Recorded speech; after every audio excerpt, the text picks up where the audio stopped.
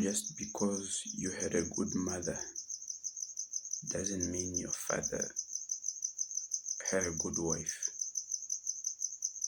And because maybe you have a good, or you had or have a good father, doesn't mean your mother has a good husband.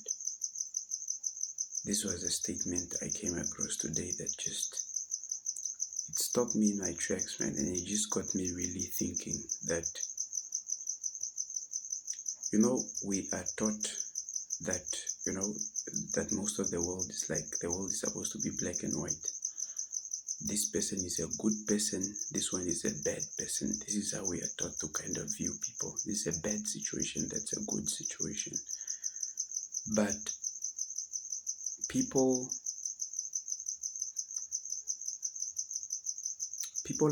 have so much more to them than just this black and white good. There's nobody that is, from one perspective, a person, or from one person's point of view, a person can be good. From another person's point of view, that same individual can be bad.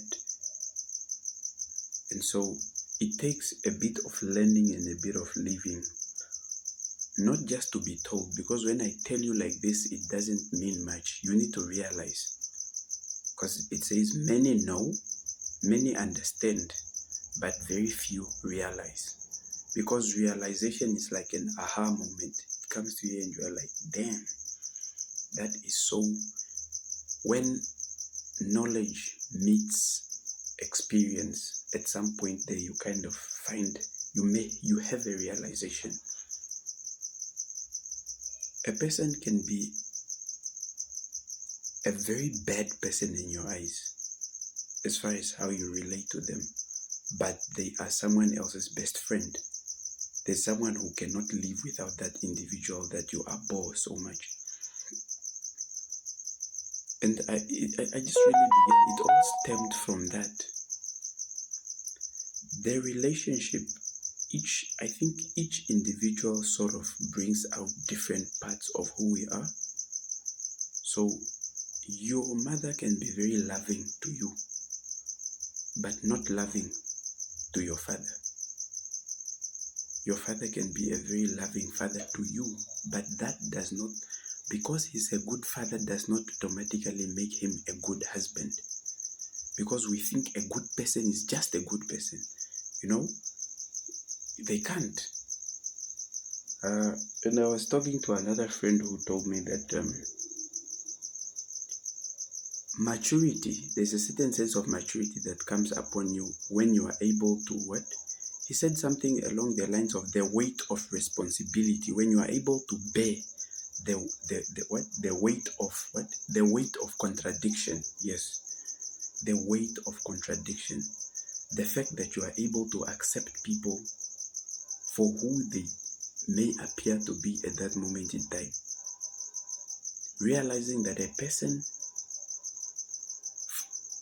contrary to popular belief, when they say, how can the same mouth utter blessings and curses? Yes, it can. There are people who can be wells of wisdom. They tell you stuff and you're like, man, wow. And you look at their own life, it doesn't seem to be applicable to them. Solomon, I think, is a very good living example of a living paradox. It's someone who asked, God for the best thing a person could ever ask for. Like, give me knowledge. He didn't ask for money, and God added the rest.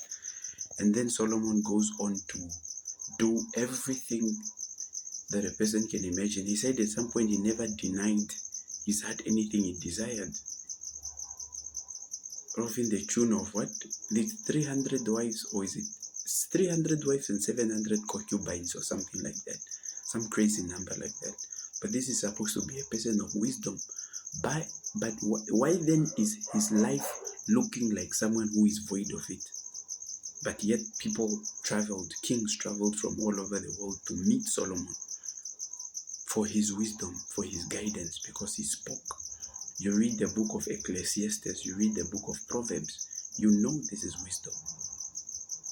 But it seemed his wisdom escaped him.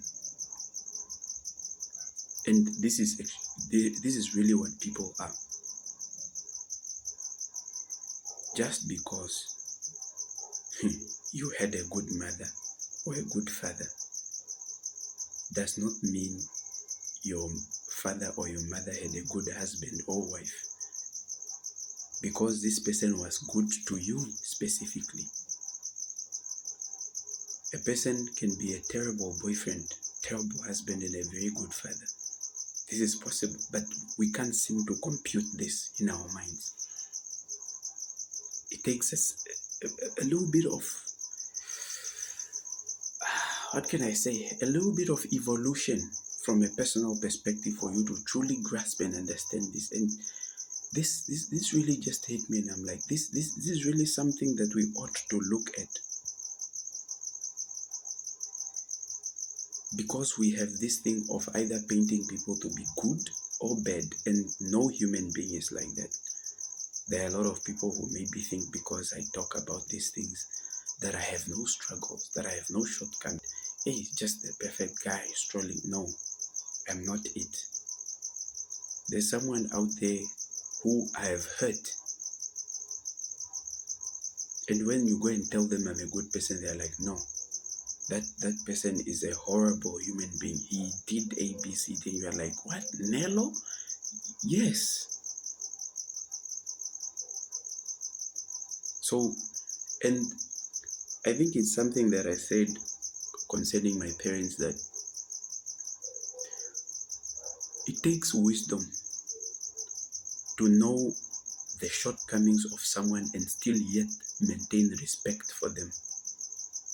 This for me came,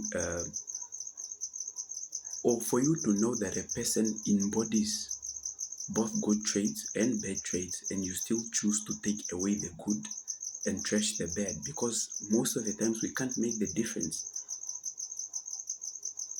This for me came in a practical sense when I was in a cult. Many of you know I talk about this a lot.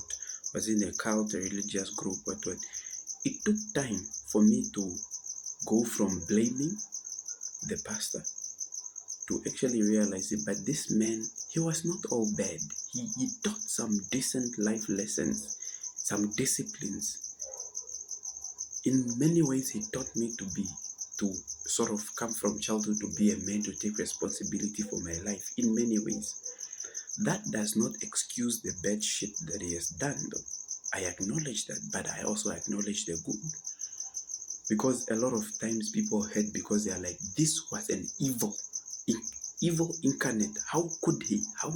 But I'm like, yes, he did some bad things, but he also had some good qualities. And if we can learn to look at people like this, we will stop victimizing people, and we will go from a place of understanding, and we will truly accept people for who they are. Not for being good, not for being bad, but for who they are. Because people can be good, people can be bad. They have the capacity, and many are.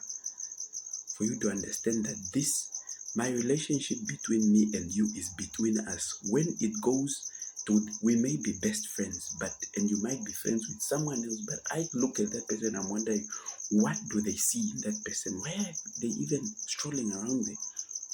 Because that is the nature of a human being. There's so much to a human being. It can be bad to you, good to that one, bad to the other one, evil there, and angel the other side. Because you realize that sometimes even the food you enjoy, your favorite food, someone else is allergic, which means the thing you enjoy, someone else can eat it and potentially die. You realize that, right? What is food to you? Or what is food to one animal may be poison to another. You see animals in the field eating grass, enjoying it. You try to eat grass, see what happens. But it's good for the animal, just not for you. Your digestive system has no capacity to digest it. So this is people learn to understand that